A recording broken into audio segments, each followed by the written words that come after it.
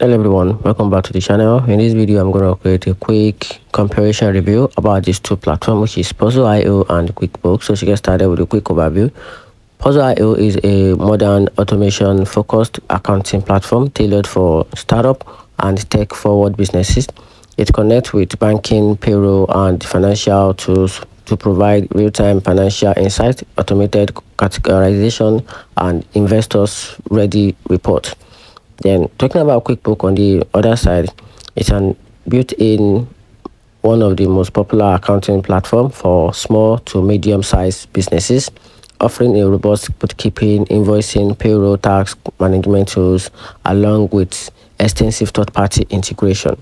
Now, talking about Puzzle.io, what is this platform is best for? So, Puzzle.io is best for startup and SaaS companies needing a automated accounting with real-time insight and clean financial statement. And here's a quick downside about this platform, which is Puzzle.io. It is limited to US-based companies for now.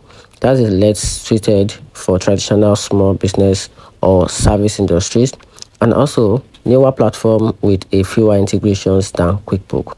Now, talking about QuickBooks on the other side, this platform is best for small businesses, freelancers, and service providers looking for a matured, flexible accounting platform. And here's a quick downside about this platform, which is QuickBooks. It can feel outdated compared to modern platform like Puzzle.io.